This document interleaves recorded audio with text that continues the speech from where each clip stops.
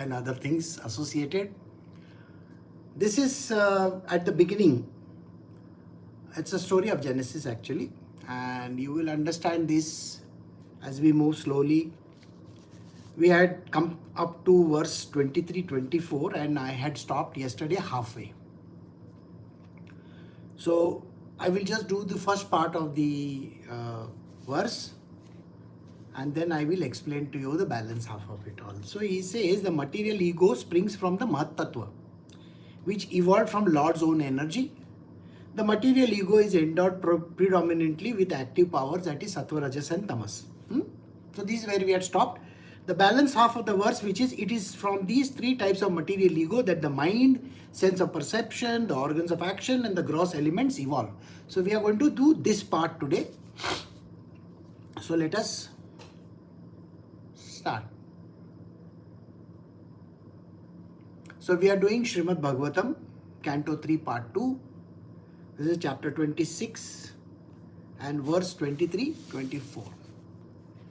The material ego springs up from the Mahat Tattva, which evolved from the Lord's own energy.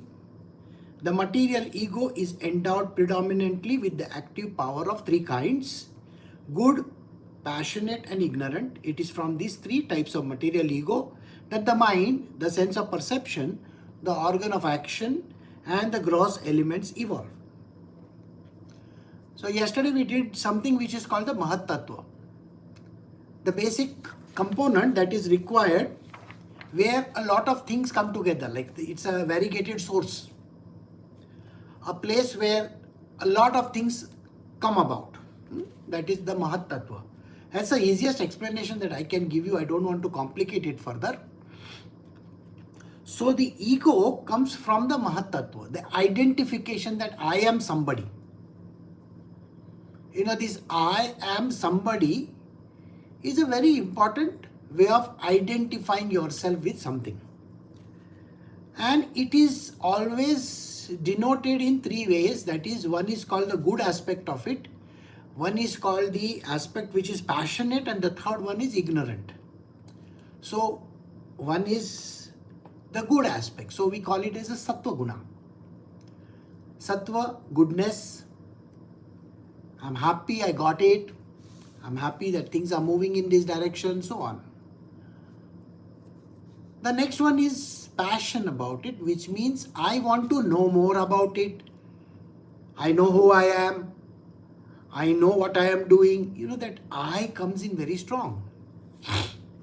It's a kind of a egoistic tendency of human beings to do work and find out more also. They don't keep quiet. They don't want to keep quiet. They don't want to do a passive kind of a, no, they want to find out more and more and more. Most of the people who run after material worldly things are called these Rajasic type of people. They are very passionate about things. So if you want a job, you want to earn more money, you want to go about in the world creating family and this and that, all these this is nothing but Rajasic tendencies. So these are the three types, and the third one is ignorant, where the person is not interested, doesn't care. I don't want. I'm least bothered about it. Why should I care about this? Wow, what good is going to come out of it? I don't need to bother myself. This kind of terms. The laziness, inertia. I hate this. I don't like it. All these terminologies come from the third type, which is called the Tamasic gunas, we call it. Okay. So these three are there in the Mahat Tattva from where it has come out, and the ego is defined by these three. And from that comes what is called as the mind. Please understand, mind is supposedly a misunderstood term. Now, mind in the today's day and age, people think mind is the brain. In the brain is the mind. No. The mind is not in the brain. The mind is basically a kind of a sheath of a body. Sheath, you understand, a layer of a body. We call it the mind body. Okay, for understanding purpose. Manas And then we have the intellectual body. Again, we think intelligence is in the brain. No, it is a distributed concept. It is all over the place. Simple answer will be, if you think of any organ in your body, is it performing the action which it is supposed to perform? It does, isn't it? It doesn't have to consult the brain for performing the action. The action is already programmed in it for it to do the action. So please understand this, that the intellect is also distributed. It's a kind of a knowledge base everywhere. So from these three types of material ego, sattva, rajas and tamas, the mind is evolved. Sense of perception.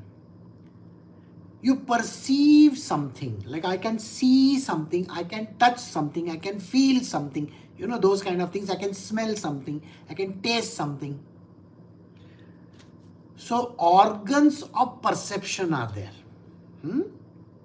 Like you have your seeing, that is sight, eyesight. Vision we call it. Hearing, smelling, touching, those kind of things. And then the organs of action. Organs of actions are hands, legs, tongue, the genitalia and the reproductive organs and the excretory organ. And the gross elements. All the gross elements we have already done, that is air, water, fire and all those things. Alright. So now we are going to a very interesting part of this scripture which tells us how the ego and the mind are working. I know today the science has evolved a lot, but imagine this scripture being written many years ago and they are discussing a very important stuff.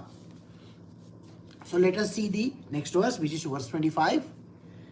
The threefold ahankara, the source of the gross elements, the senses and the mind, is identical with them because it is their cause. It is known by the name of Shankarshana, who is directly Lord Ananta with 1,000 heads. Now this is a simile. It is an identifier. We come to know, so is it.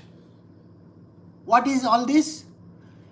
We identify these elements, these sense organs, senses and so on within our body, isn't it? We have to say it is like this. When we say somebody, he is a moody person, he is a lunatic, what are we actually implying? Connected to some outside object.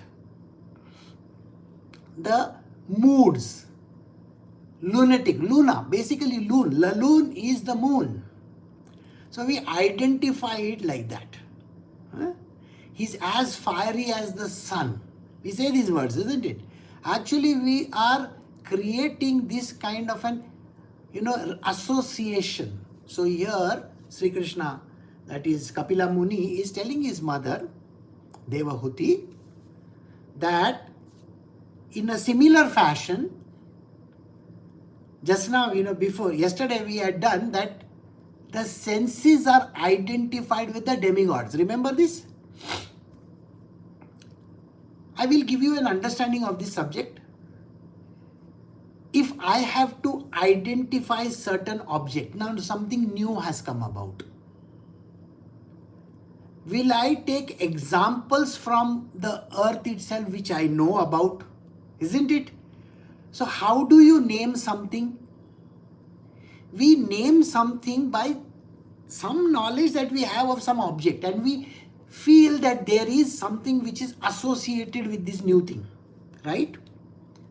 And that is the reason why with association of those objects, we call it as that. I hope you got it. Naming of a place.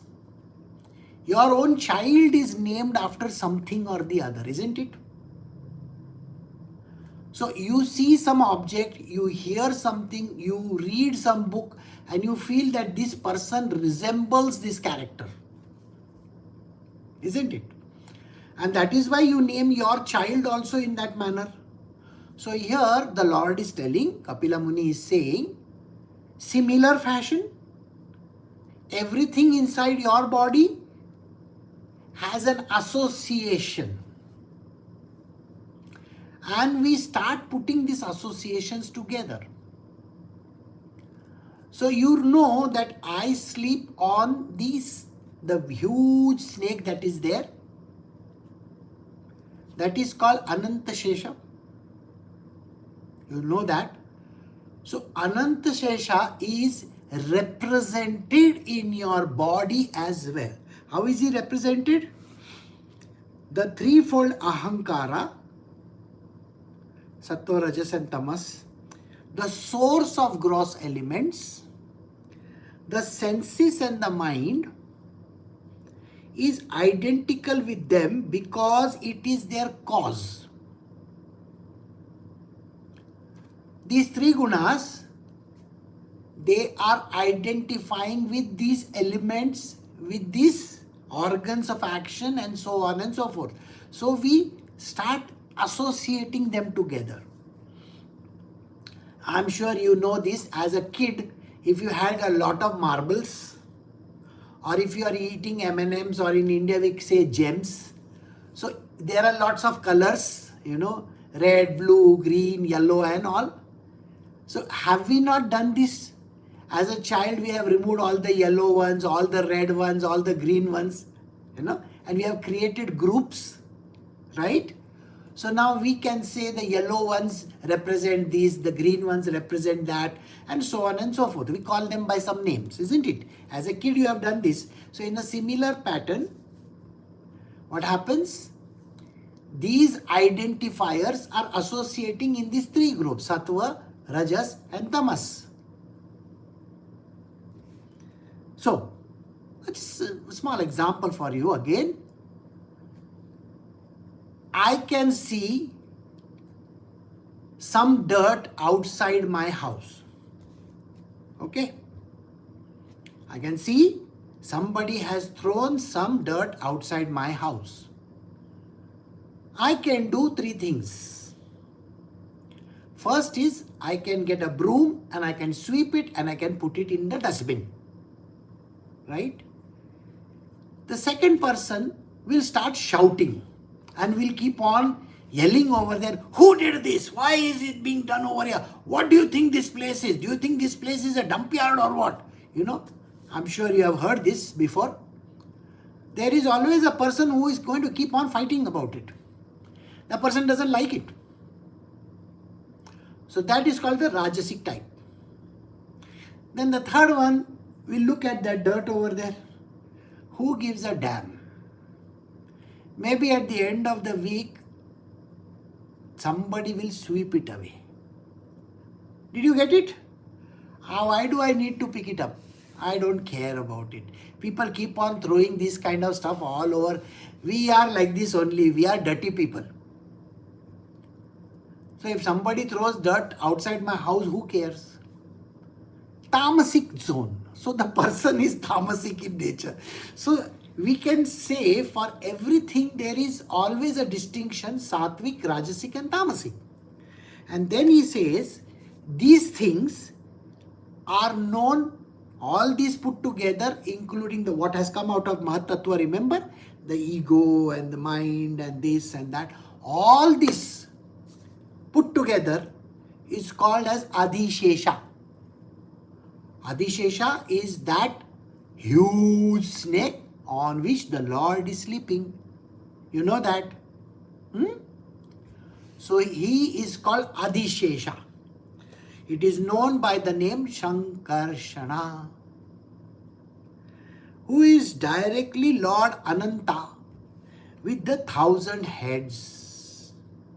So understand, all this is nothing but Adhishesh itself. Now we go to the next verse where this false ego is characterized as the doer as an instrument and as an effect. It is further characterized as serene, active or dull according to how it is influenced by the modes of goodness, passion and ignorance. I gave you an example just now where I told you somebody throwing the dirt outside your house. The good person, the one who is influenced by the guna of sattva, will be kind enough to remove that and put it in the dustbin. He won't even bother about who put it over there. He's not going to analyze it. He's not even going to think bad about the person who has done it. Everybody is driven by their nature. You know that, no? You know, when I came many years ago, this is in the year 1994 when I came to Bangalore, I was looking for some houses. And when I was looking for some houses, I approached one, all these estate agents are there. So I approached one estate agent. The lady was kind enough to take me around the city. She was showing me different houses. We went to see one very beautiful house one day. Now this was a very active woman in her late 30s. She was driving a car, a small Maruti at that time, and she was really going out of the way to keep me comfortable and show me multiple things. So we came to this house. She had the keys to this house. There was nobody staying there. So she was fishing for the keys from her bag, and then she touched that lock over there. And when she touched the lock, she found that somebody had smeared, shit on top of it. And they had pasted it all over the place. I was aghast. I asked her, what is this? She said, I am closing a lot of deals in this area. So there are some people who are jealous of me. And they always try to do something so that they can dissuade me. They want me to go out of this place. The rest of the agents are local agents. I am not from here. I am from North India. And because of my nature that I can close a lot of deals, these people don't like it. The locals don't like it.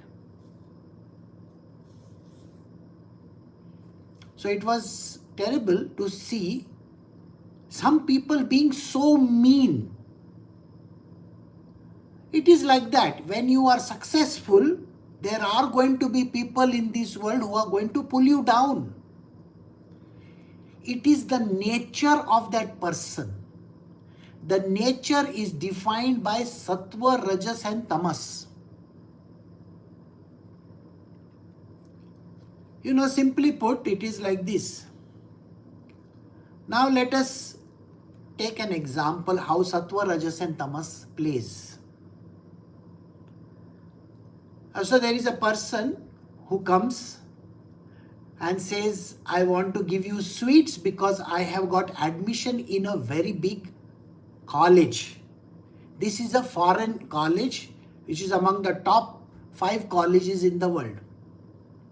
Here is one peda. Peda means a sweet.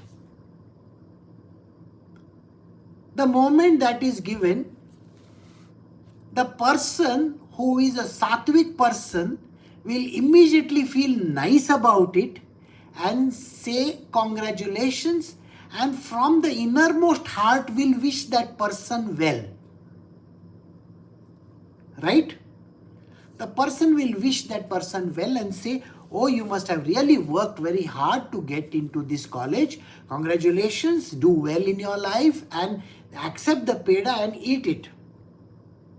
This is a person from Sattva Guna. The person from Rajoguna Oh, congratulations. Very good. I have heard that this college, they are giving admission to Tom, Dick, Harry. Anybody and everybody gets admission in this place. Oh, it's very good you got the admission, I'm happy about it. In the innermost of the heart, this person doesn't deserve to go there. What is this? I also tried, I never got it. If this person has got it, it's by some fluke, by luck, by chance, They don't deserve it also. The person is talking inside like this. The meanness shows. This is a Rajasic person. The third person will not even want to take that sweet in the hand. Oh, good for you. Okay, very nice. Thank you. Bye. He'll take the peda and she'll throw it away in some dustbin. I don't like this person. Why is God giving to this person? This person is unworthy, Doesn't deserve to be given. I know this person is going to fail. Is going to not be able to pay fees. Is going to be so bad in the studies, and I curse this person. Never will this person succeed. You can make out that this is the third type of a person who is called a tamasic person. He's got so much of venom in this person that when they look at someone, they don't want to feel nice about that person at all. There is no goodness anywhere in this man or woman. They don't like them to succeed. They want them to fail. They want them to become miserable. They want them to be the worst people in their life. They themselves don't want. But if other person gets, then they want them to fail.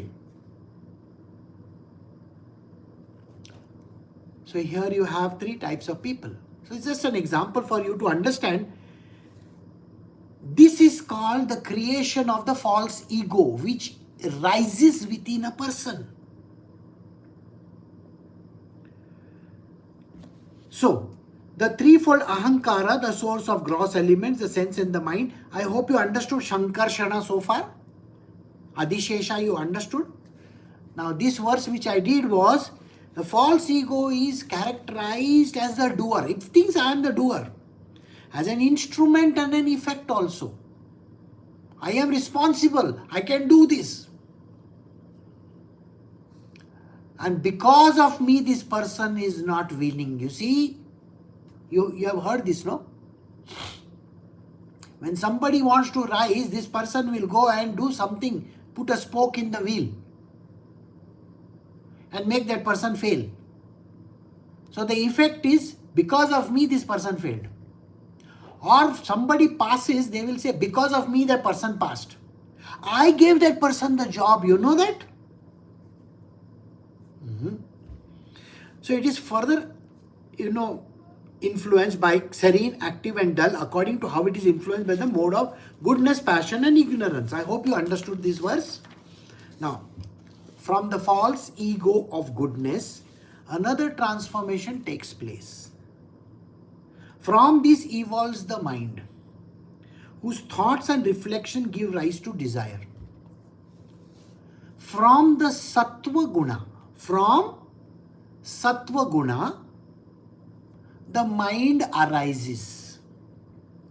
Many a times you will wonder, why does the mind come from the sattva guna? A very logical question from your side. It's rhetorical as far as I am concerned. Why does the mind arise from sattva guna? Well, it is like this.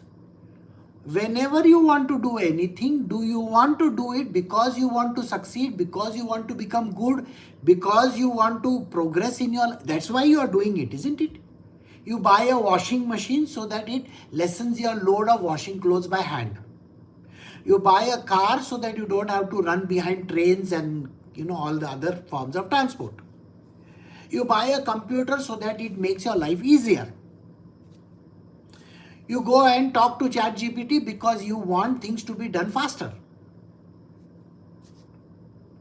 You get married to your spouse because you want a little comfortable life. Isn't it? Besides all the other perks that come with the marriage. But you want comfort level. So you want to get married to a person who is earning quite well. He is well to do. Isn't that what you will see? This is a very typical example of a person who wants to do something so that they can better themselves, so that they can have something good in their life. So the mind is born out of the sattva so that it can help the world. It can better itself. So you can better yourself. That is why the mind was created. God created this mind hoping that this mind will help this man become better in the world.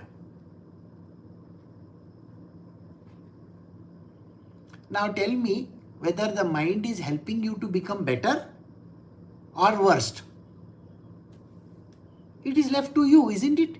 But the main motivation is from this false ego of goodness, the transformation which takes place, from this evolves the mind whose thoughts and reflections give rise to desire. So in the mind you are thinking and you are reflecting on certain things. When you reflect on certain things, what happens?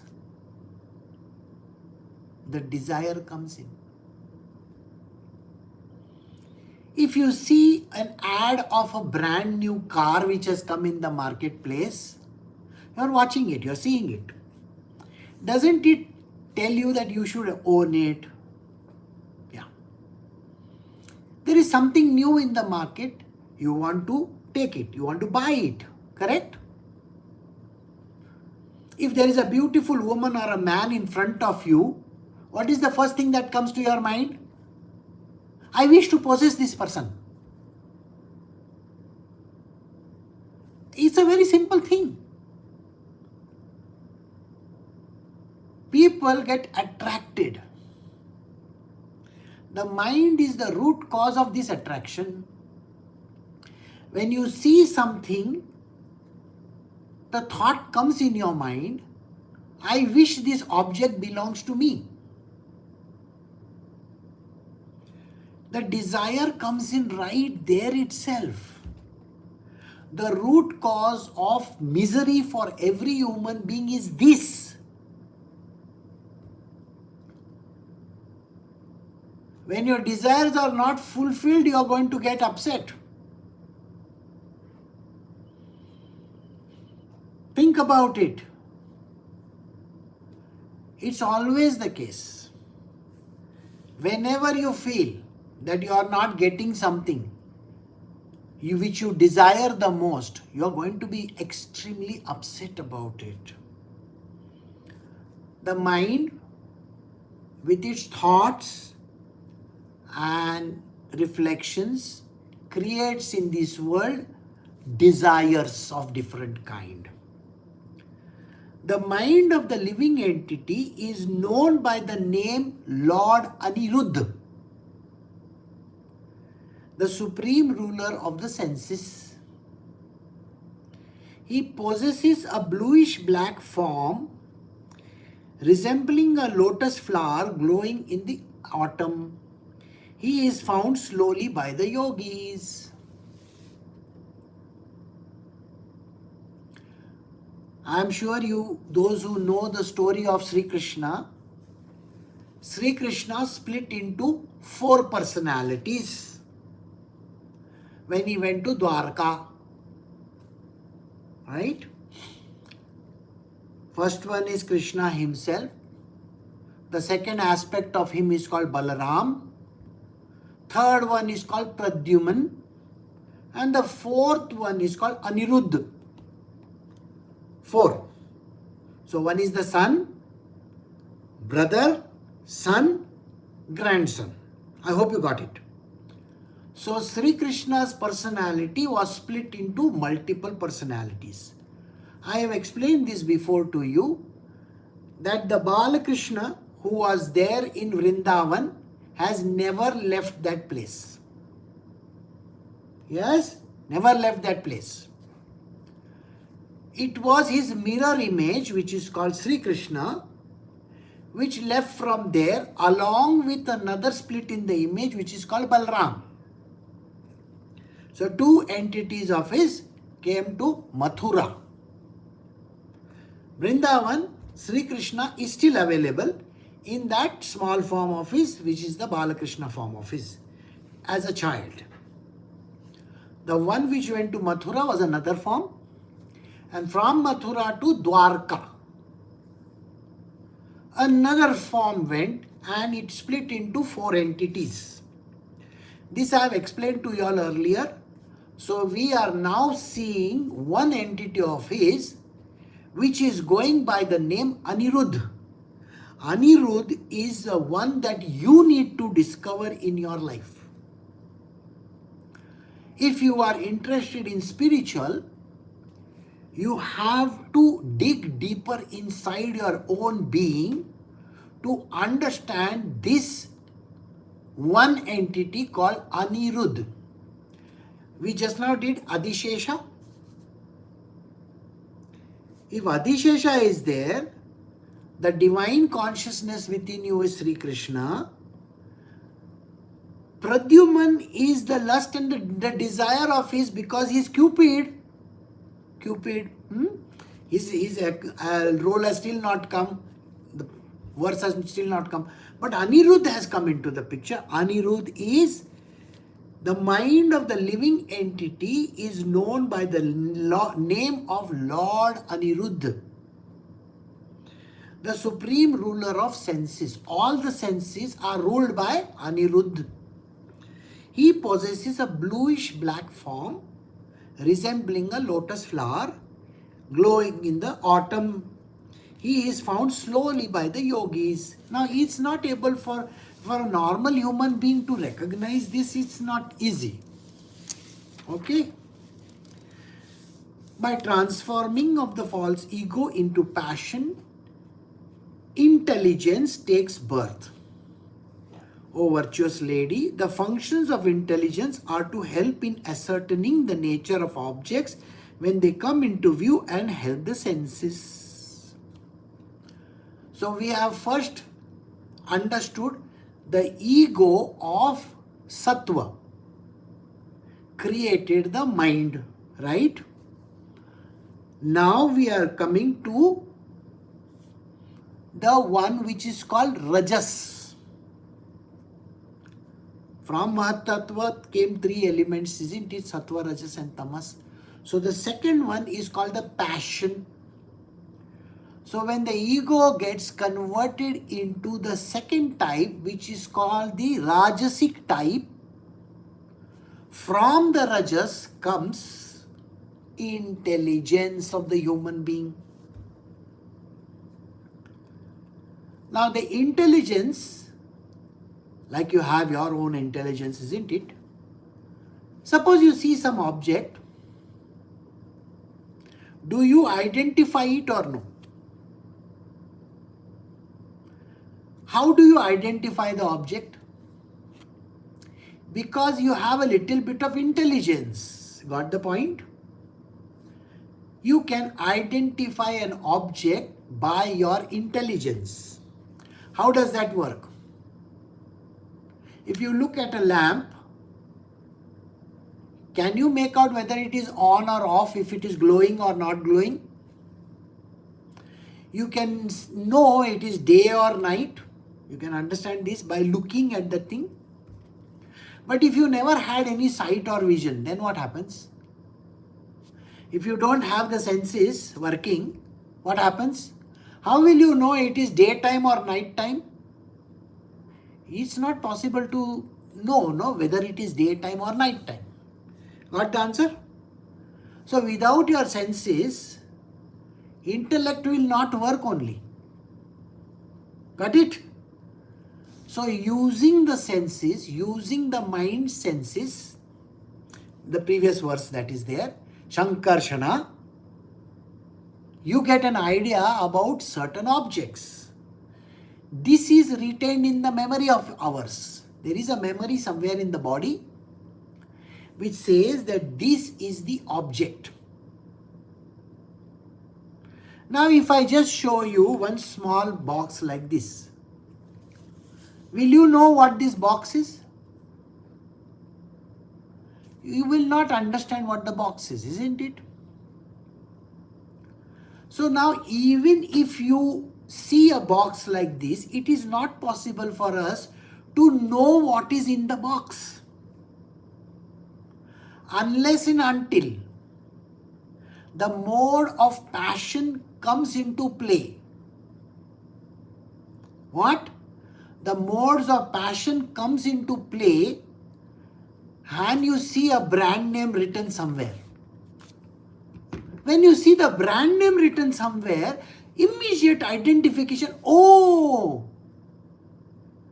this is a remote microphone. You got the answer or no? What is this? If I say, what is this? You know, oh, those are the earbuds. You can hear. How did you come to know about this? You understand what I'm saying or no? One is you used your memory and you did analysis over there.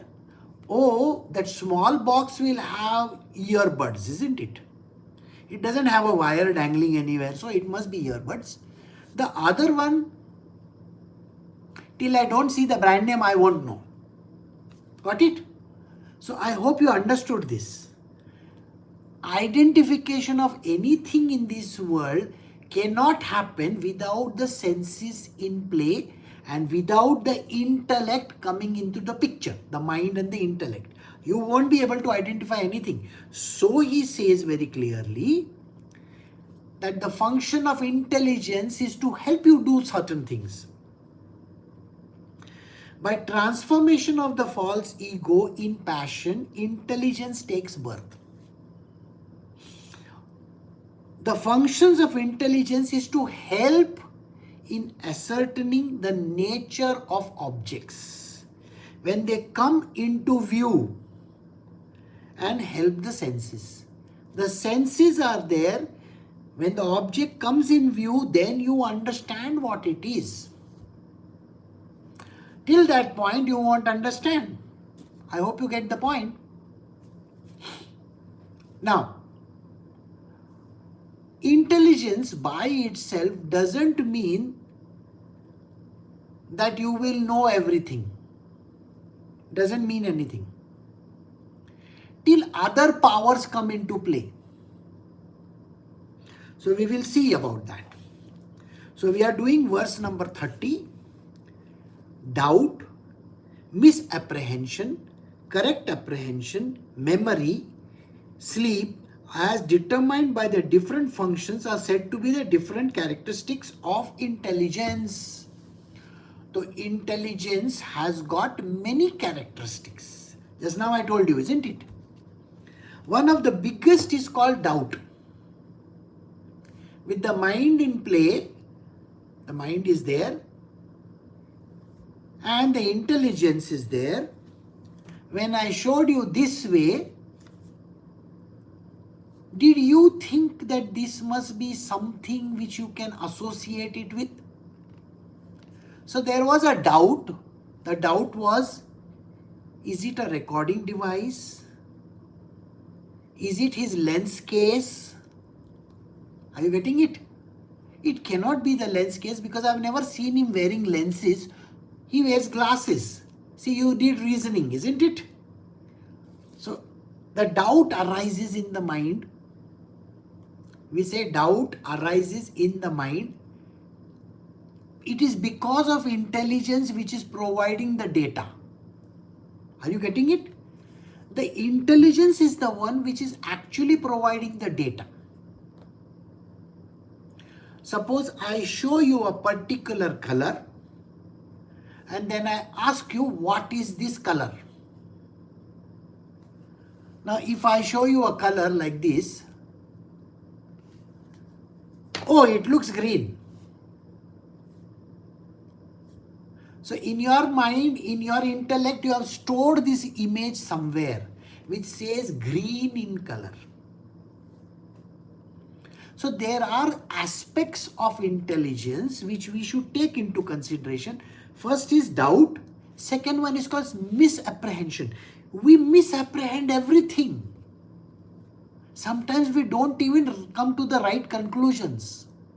We just keep on thinking, oh, you see, just look at this person, When I speak to y'all, I speak with a very strong voice, and I speak in a manner, if you were to make judgment on me, this person is a very harsh person, is a very rude person, he is very, particular about things and the way he talks and all. Have you made judgments? We look at another person and we start making judgments. Are you getting the point? This judgment is based on some data which is available in our brains, in our minds, the intellect. It is based on that. We can go wrong in that because we make wrong judgments. That is called misapprehension. We misapprehend everything. Sometimes we do correct apprehension. Sometimes our judgments are correct. Sometimes the memory is there. So these are different tools available to intellect.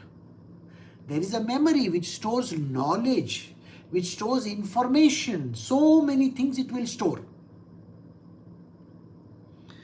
And sleep. Sleep is also a part of the function of intelligence. It puts you to sleep when you are tired. Got it? These are the different functions. They are said to be different characteristics of intellect, that is intelligence. Egoism is the mode of passion produces two kinds of senses. The sense of acquiring knowledge and the sense of action. The sense of action depends on the vital energy, and the sense of acquiring knowledge depends on intelligence. This is slightly again more difficult. Remember ego. So we go back to the first place. The ego was there, created by the gunas into sattva, rajas and tamas. Now, when it is in the mode of passion, in the mode of passion means in the rajoguna. Ego in rajoguna. Did you see the previous one was also ego in rajoguna? Because of the ego in the rajoguna, it produces two kinds of senses. The sense of acquiring knowledge and the sense of action.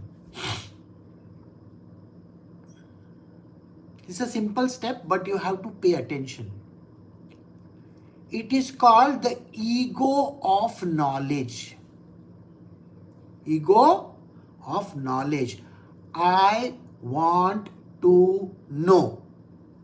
Got it? I want to know. It has got split into two things. Sense for acquiring knowledge. How do you acquire knowledge? Through seeing, through hearing, through smelling, tasting and touching. Isn't that how you acquire knowledge? So this knowledge is gathered by these senses. These are called senses which will give us some understanding of a subject. I hope you got it. It is called the sense of action, a sense of knowledge gathering. And now there is another 5 senses of action. They create action. Hand, isn't it? I move my hand. creates action, isn't it? I walk with my legs. I use my tongue for speech. These are action. So there are 5 senses of action. So they are distributed like this. So those for knowledge are the 5 ones: seeing, hearing, smelling, tasting, touching. So the mode of passion, ego, the mode of passion. Ego in the mode of passion has got 2 types of senses which are there. One which acquires knowledge with the 5 senses that we have, and the one which creates action. Now all this acquiring knowledge or doing whatever that is required depends on the intelligence. So both are dependent on each other. Mind is dependent on intelligence. Intelligence is dependent on mind. And all these are dependent on the senses. Think. I can have an eyes. I can have eyes, but I cannot have vision. I may have vision, but I may not be able to decipher the object. Now these 3 things could be there. I may have eyes. So it is called an organ. But I may be blind inside. So vision is not there. Correct? Second object. I can have this eye. I may have the vision, but I may have no intelligence.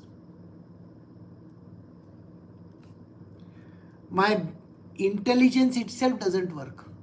I don't know what this object is. I am not able to decipher it. I have no indication of what it is. My brain doesn't even work. Why?